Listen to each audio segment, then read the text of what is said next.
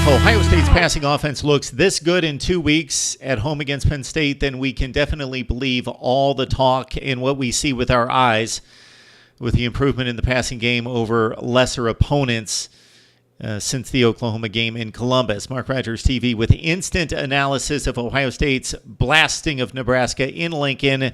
Unless there's been a score in the last 2 minutes of the game, 56-14 Buckeyes. Nebraska was driving meaninglessly down the field as we hit the record button. So subscribe to my YouTube channel for the very best in college football coverage.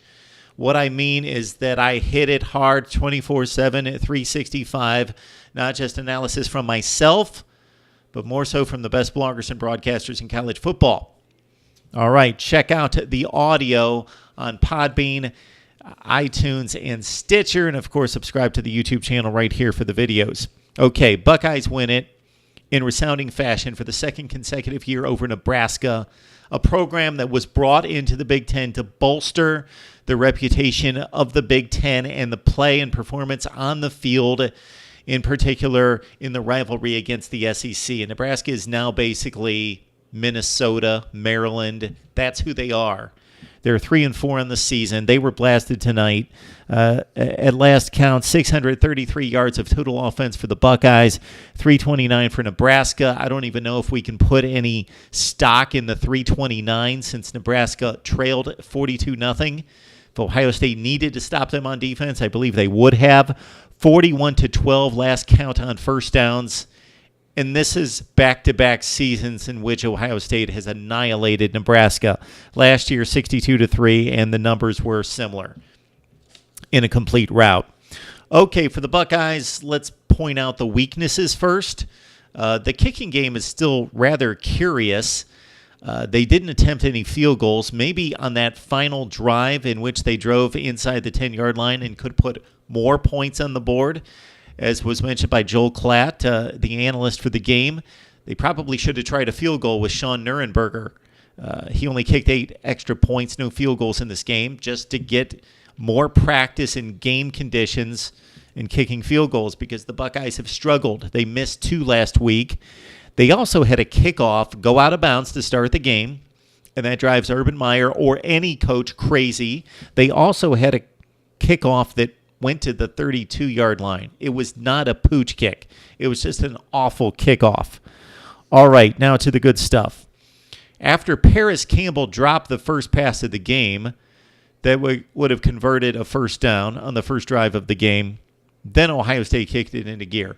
J.T. Barrett went 27 of 33 for 303 yards and 2 touchdowns with no interceptions. Make that 295 yards, 5 touchdowns, no picks. And it was that good for J.T. Barrett. Nebraska's defense is actually decent. It's not horrible. Most of their losses couldn't be blamed on the defense. The Oregon first-half performance was pretty awful at Eugene, but the Northern Illinois game, they played well on defense. Tanner Lee gave up that game. So the Nebraska defense has not been atrocious, and the Buckeyes were just this sharp in the passing game. They have progressed tremendously in the past 4 games. Again, if they do it in 2 weeks against Penn State and the best defense that they faced this year, aside from Oklahoma, I think that's about a toss-up.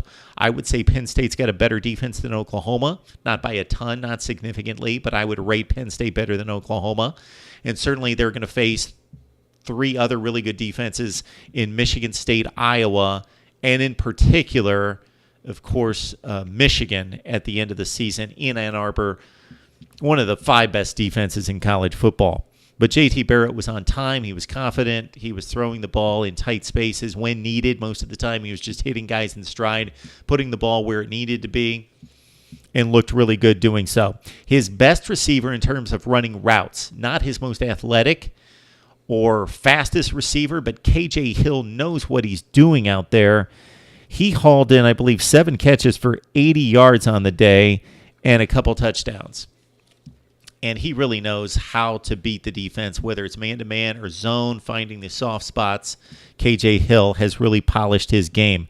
Terry McLaurin ran an outstanding route to burn the corner, take him to the post, and then run the corner and hauled in a long touchdown pass from J.T. Barrett, who aired it out on that play. J.K. Dobbins was spectacular, making guys miss as he typically does, outrunning guys to the corner, turning the corner. Defenders don't account for his speed many times. You saw that in his first long touchdown run in which he turned the corner. The Nebraska defense, the black shirts, failed to hit the angle that they needed to stop J.K., and he ran it for the touchdown. 12 carries for 106 yards and a touchdown. Mike Weber in relief. We talked about it when Weber was hurt, that despite J.K. taking over the number one spot at running back, that Weber's significance on this team is not really that diminished. Ohio State would need a 1-2 combination in the backfield against the better defenses. And Weber on this day, 18 for 82, running the football. Ohio State defensively was what it needed to be and what we expect it to be. Best defensive line in the country. That's what the offseason projections were when Clemson took over, and especially when they hit Jarrett Stidham for 11 sacks.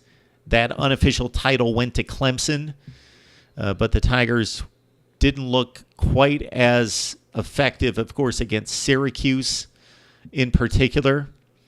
And we'll see against North Carolina State. That's going to be a huge test for the Clemson defensive line. Alabama's tremendous, of course. Auburn and Michigan up front. Ohio State probably is the most talented defensive line in college football. And when it mattered, they gave up nothing. This game was 35-0 at half, 42-0. The final score doesn't matter. The yardage given up doesn't matter. Ohio State put the clamps on when it mattered. You wonder if even the big plays that Nebraska hit on after halftime would have been made. I know Urban Meyer wants to put on the throttle and tell his defense and his entire team, hey, we're playing against our standard. And they do that at places like Ohio State and Alabama, and typically it shows. But the human psyche is such that maybe Ohio State doesn't give up the 77-yard play to J.D. Spielman, who had a monster day, 9 catches for 173 yards and a touchdown. Devine Ezigbo is used to gaining 100 yards against Big Ten defenses. He's a really good back, and Nebraska's run blocking is better than average, typically. But against this defensive front, and once they got behind, he didn't get his hands on the ball. And when he did, 7 carries for 17 yards, 2.5 yards per carry. Tanner Lee, you would think losing by 42 points. Tanner Lee would have been coughing up the ball left and right. Actually, the numbers look spectacular for Tanner Lee. 23 for 38, 300-plus yards, 303 to be exact. No interceptions after throwing 10 to enter the game. He threw none in the opening win, and then he's thrown an interception in every game heading to the Ohio State game. Ironically, the Buckeyes couldn't pick him off, but mostly meaningless yardage for Nebraska. All right, here's the situation. We have two different programs. This is not 95, meaning 1995. This is Ohio State with one of the best programs in college football. I would say top 3 with Clemson and Alabama. They look to be back in stride after falling to Oklahoma. It would be fascinating to see those two teams play again. Maybe they will in the college football playoff. But for right now, I can't completely buy into Ohio State's improvement until I see them play, most notably, a good defense. They have looked much more impressive and completely disposed and annihilated teams that they should beat this badly. But consider that this could be another good team in America. This could be Wisconsin, let's say, and they would not be beating Nebraska like this. They just played them last week. Think about that. Wisconsin went to Nebraska, and it was 17-all in the second half before Wisconsin put the game away. It was a very competitive game. So compare the effort Wisconsin put up against Nebraska and the Buckeyes. That's the difference between Ohio State talent and Wisconsin talent. Now we need to see it against the likes of Penn State starting in 2 weeks after the bye week. And Ohio State, after playing all these miserable opponents the past month, now face a 6-game gauntlet. Throw out Illinois. That should be an easy one. But otherwise, Iowa on the road, Michigan State, Penn State, Michigan on the road, and some of the better defenses in the country, most notably, Penn State's about a top 15 or 20 defense. Michigan is serious, and Iowa, we saw what they did against Penn State. Iowa has an exceptional front seven on defense. For Nebraska, they need a new athletic director.